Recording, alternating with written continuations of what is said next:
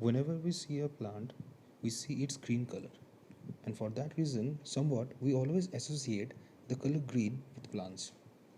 This green color in plants is all because of the cells it possesses in its outer surface, which is green to be precise. It carries a pigment in it, which is actually green. Pigments are chemical substances which has a property to absorb all the wavelength of visible spectrum except a few.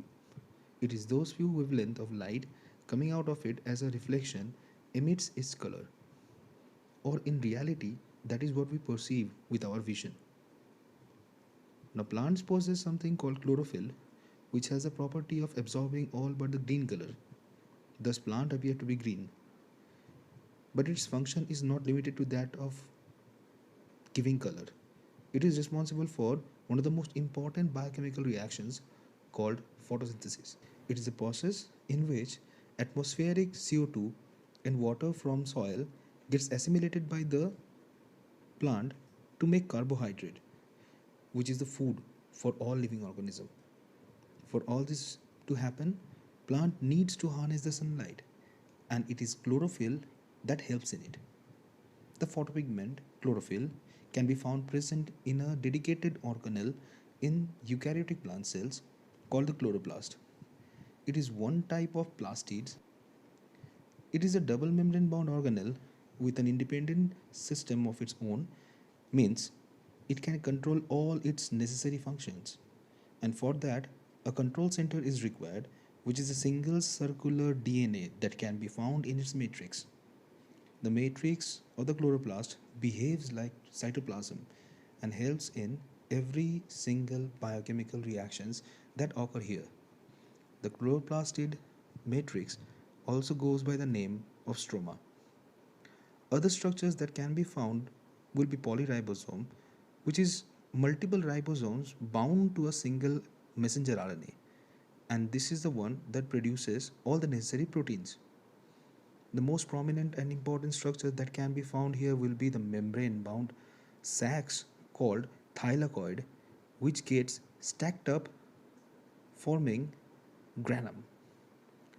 The adjacent granas can be found to have membranous bridge between them called the stroma lamellae.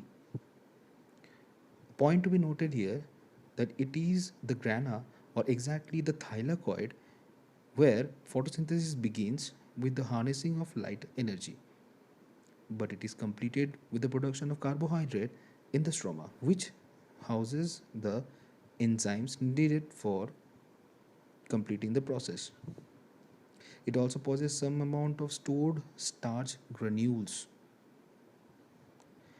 Another type of plastids that can be found in plant will be leucoplast, which lacks any pigment and is actually a storage organelle. Depending on the type of molecule substances it stores in it, it can be called amyloplast, which stores starch, aleuroplast that stores proteins, and elaioplast, which stores lipid. Chromoplast is actually a pigment bearing for plastid that gives specific color to the parts of the plant, as it contains different color pigments in it other than the chlorophyll. As the food being produced in chloroplast, it needs to be converted into energy because it is the energy that is necessary to run the biological processes. For this reason, there is a specific organelle in eukaryotic cells called mitochondria. Its sole purpose is to produce energy in the form of a specific molecule called adenosine triphosphate, or ATP in short. It is called an energy currency as it behaves like one unit of energy in a cell. Now, for that reason, it can be found in both animal and plant cells. And thus, mitochondria is an organelle that can be found in both animal and plant cells. Mitochondria, just like chloroplast, consist of two membranes. But in this case, the inner mitochondrial membrane is folded inwards. This folding produces several finger like projections called cristae. On this cristae can be found a necessary proteins to carry out oxidative phosphorylation that produces adenosine triphosphate. This process is carried out by a special structure called oxisome or ATP synthetase. It phosphorylates adenosine diphosphate and produces adenosine triphosphate. The detail of this will be covered in the chapter of respiration.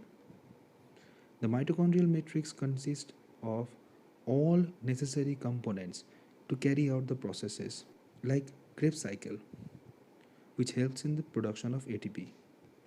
Mitochondrial DNA is a small circular DNA just like the chloroplast, which contains all the genes necessary for running its biochemical processes.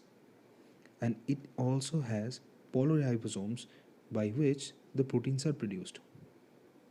Both mitochondria and chloroplast can duplicate itself by a process that resembles binary fission, and this process is autonomous.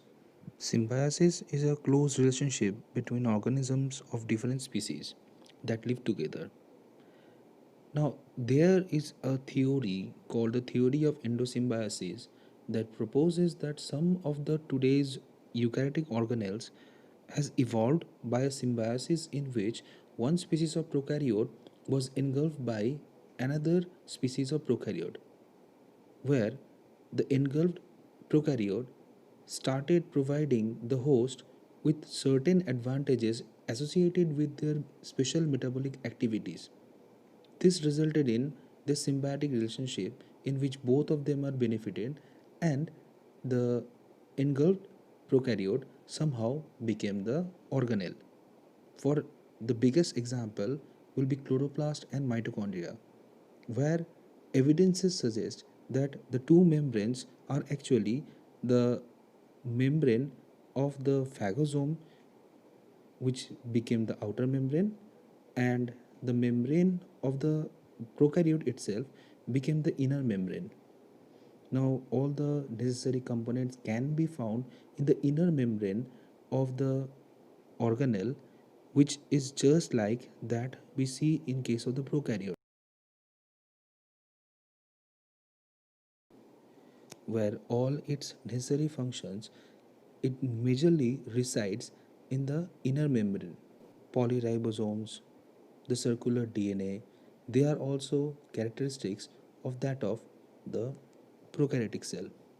And most importantly, the ribosome also resemble somewhat like that of the prokaryotic cell. The two organelles also replicate itself just like the way a bacteria do. Plus their semi-autonomic nature also inclined towards that theory.